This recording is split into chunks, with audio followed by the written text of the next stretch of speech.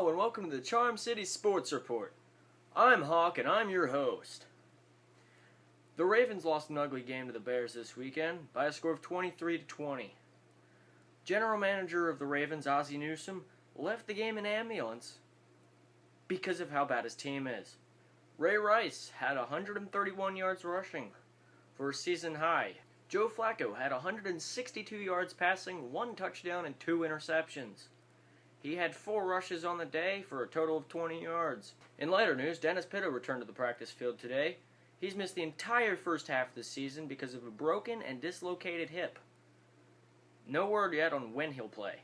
The Ravens play the Jets this weekend. They're 3-point favorites at home. The home team always gets 3 points. So subtract the 3 points. It's an even game. Anybody could take it. John Harbaugh this week has stated there is nothing more important than beating the Jets.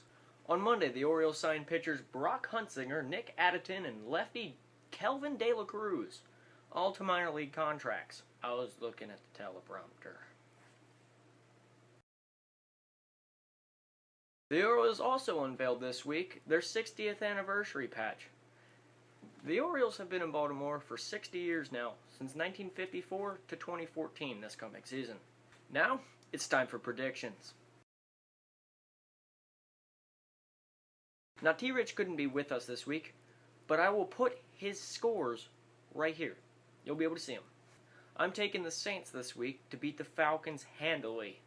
I predict a score of 30-10. I think the Ravens have what it takes to beat the Jets. I think it'll be a close game, probably within 3 points. The Titans and the Raiders. No one is favored in this game. It's even and even. I'm taking the Titans.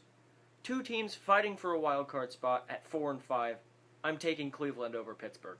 Matthew Stafford and the Detroit Lions take on whoever the quarterback of the Bucs is. Easy enough to say. Lions in this one. I'm taking, I would say Aaron Rodgers, but oh well. Well, Packers. In the upset of the week, I'm taking Jacksonville over Houston. Houston's been struggling lately, and I think Jacksonville has enough talent to take them down.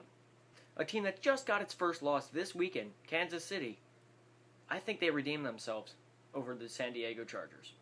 Panthers versus Dolphins. Do I even have to say it? I think the Panthers get their 7th straight win. Rams over Bears. I think the Rams pull off a little bit of an upset this week. Cardinals and Colts. I think the Cardinals have the talent to take down the struggling Colts. While not necessarily struggling, I don't see the Colts coming away with a win this week. Fighting for their 5th consecutive win, I'm taking the Giants over the Cowboys.